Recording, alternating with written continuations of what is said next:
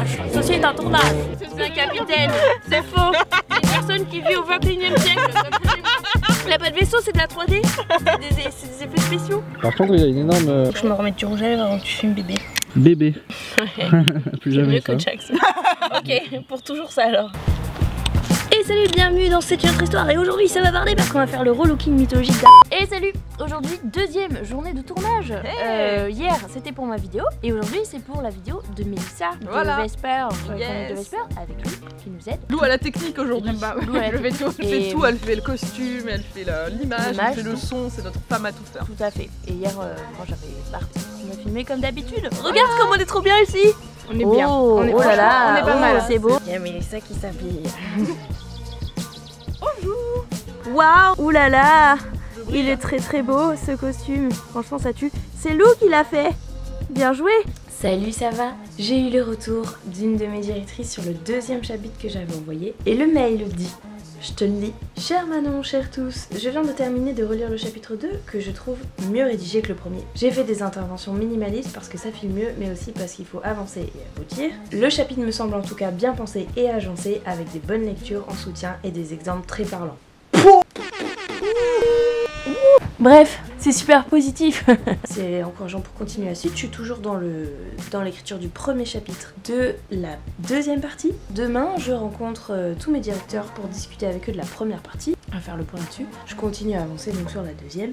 Et voilà, et c'est plutôt cool. Mais bon, il y a du travail encore énormément. Pause, je fais une petite pause. Et sinon, vous avez vu sur les réseaux sociaux, on m'a proposé d'aller poser des questions à Benoît Hamon dans sa campagne. Donc aujourd'hui, à l'heure où je vous parle, on est le 17 avril. On commence la dernière semaine avant le premier tour. Alors en fait, donc ce sont les gens qui organisent la campagne de com d'Hamon qui nous ont proposé de faire ça à moi, à deux autres vidéastes, donc Dani Caligula et Thomas Hercouet, le papa de la nuit originale. Et ils ont proposé aussi à BuzzFeed de venir poser des questions. Alors je précise juste, dans le respect de vos opinions personnelles, etc., que Benoît Hamon, c'est pas spécialement mon candidat favori. Donc j'y vais pas pour faire sa promotion ou quoi. Mais j'y vois une occasion super intéressante pour débattre de questions de société qui, moi, me questionnent. Je fais ça demain. Voilà, allez, je retourne au boulot, je vous laisse. Poutou. Et non, quand je dis Poutou, j'ai cette blague à chaque fois, arrêtez. Ça n'a rien à voir avec Philippe Poutou. Allez, Poutou. Et salut Thomas, ça va? Qu'est-ce que tu fais là? Pourquoi t'es à Toulouse? Parce qu'il y a un chat et moi j'adore tout ce qui est chat et il s'est barré, putain. C'est pour ça. Avec les filles aussi. Et ben en fait, Benoît Hamon, voilà. On a ça dans le snap de Benoît Hamon. Ouais, On télécharge. on était un tout petit peu frustrés parce qu'on a eu très peu de temps par rapport à ce qui était Ouais. prévu.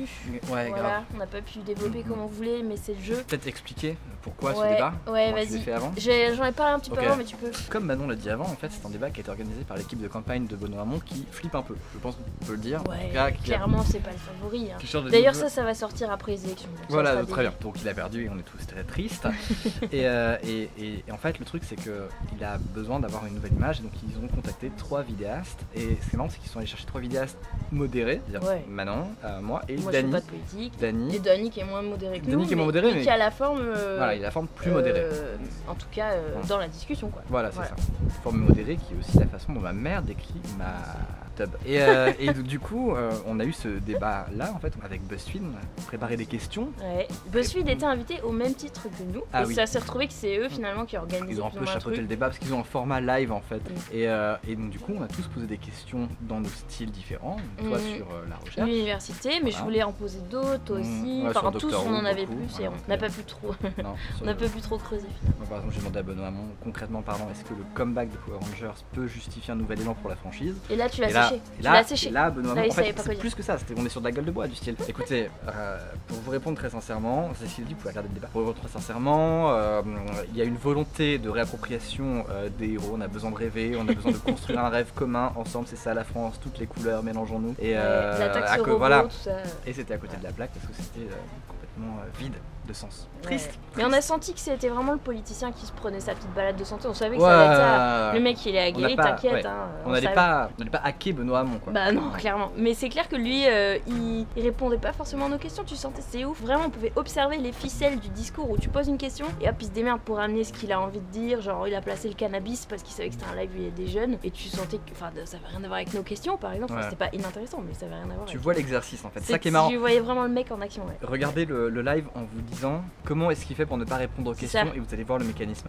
Moi, je lui ai posé une question à la toute fin sur est-ce que vous êtes pour le vote à 16 ans. Il a dit ce n'est pas la question. Ouais, non, avec cet accent exactement. Exactement comme ça. Ça n'est pas la question, monsieur Arquette.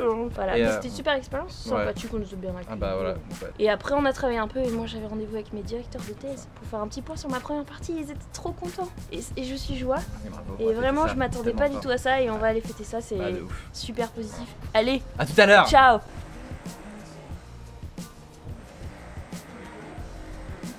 Hello. Comme je te disais, j'avais eu rendez-vous avec mes directeurs de thèse juste après l'interview d'Amon et c'était vraiment trop cool, ça s'est super bien passé, je m'attendais pas du tout à ça. Donc bonne grosse nouvelle pour la motivation, tout ça. Surtout qu'ils étaient un petit peu inquiets en fait parce qu'avant de commencer la rédaction en novembre, comme vous le savez, je suis partie en Thaïlande. Évidemment, ça les avait pas trop rassurés en mode la meuf elle prend des vacances juste avant de partir. C'était mi-vacances, mi pour les vidéos en fait. Mais certes, c'était pas thèse, donc ça avait une coupure quand même, ce qui a priori il ne faut pas faire. Hein.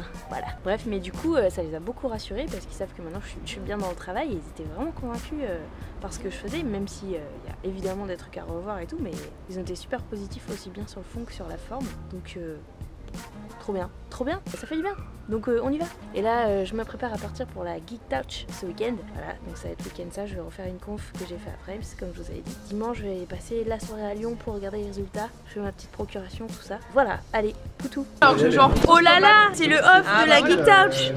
Oh là là. Ouh, il y a beaucoup de gens, waouh. Hello, on est lundi 24 avril le soir, je viens de rentrer chez moi après le week-end à la Geek Touch à Lyon, et voilà, c'est un peu le gros seum entre un peu l'effet retour de colo où on était avec plein de potes tout le week-end, c'était trop cool, c'était chouette de vous rencontrer là-bas aussi et tout, et le résultat du premier tour des élections.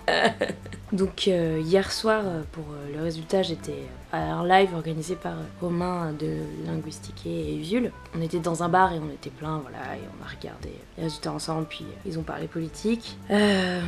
Je suis déprimée, on vit une époque franchement sombre. Et bien après ce week-end de montagne russe, parce que j'avais des super soirées, la Geek Touch c'était très sympa, et puis évidemment c'était la grosse descente hier soir, je vais juste me mettre en boule sous la couette devant une connerie de série ou de film, et je ne vais rien faire ce soir. Et voilà, allez, ciao. Et salut, aujourd'hui je suis avec ma copine Adora dans son bureau. Salut Adora. Ciao ciao. Qu'est-ce que tu fais? Ma thèse. Ah non, j'ai déjà fini ma thèse. Ah bah, ouais, c'est Adora que j'étais allée voir soutenir, que je vous avais dit que c'était absolument excellent, n'est-ce pas?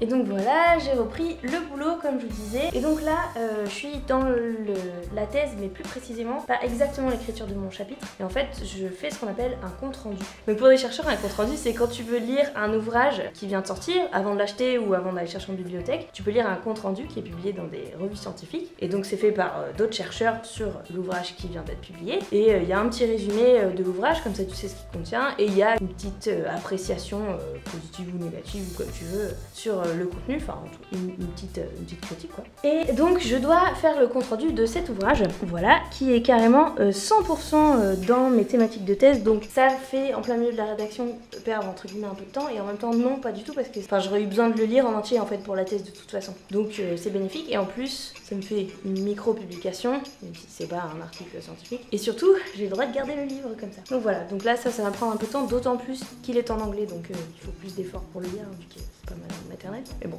Voilà, et voilà, je retourne au travail. Alors on est vendredi soir, je viens de terminer le premier jet du compte rendu du bouquin que je vous disais, et aussi aujourd'hui j'ai bien mis en forme, posté tout ça, la vidéo sur Dionysos que vous avez vu. Voilà, donc une journée bien remplie. Et pour fêter ça, même si c'est vendredi et que je suis pas sortie, j'ai décidé de m'accorder un petit verre de vin, parce que Dionysos, tout ça. Allez, santé, mais pas des pieds.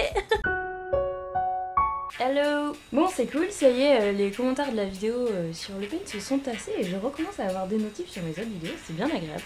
Je savais que je m'exposais à ça et tout, et comme je le disais sur les réseaux sociaux, j'ai été assez agréablement surprise de comment les gens, beaucoup de gens sont pas contents, la plupart des commentaires sont pas contents. Statistiquement c'est obligé qu'il y ait plus de gens pas contents que contents, j'assume, j'ai aucun problème avec ça, et d'autant plus dans les commentaires, les gens qui s'expriment sont forcément plus les gens pas contents sur ce genre de vidéo. Et donc même s'il y a des gens très en colère et tout, c'est relativement respectueux. Il n'y a pas eu tant d'insultes violentes que ça, j'en ai mis quelques-unes sur les réseaux sociaux, j'en ai enlevé quelques-unes, après j'ai pas du tout lu, il y a beaucoup trop de trucs. Et ça justement ça m'ennuie un peu de pas pouvoir lire tous les commentaires. Ça te donne le sentiment d'être un peu dépossédé de ta chaîne, tu vois, tu peux plus voir ce qui s'y passe en fait. D'habitude je lis vraiment tout. Bref, et du coup là ça y est, ça s'est calmé et c'est cool déjà.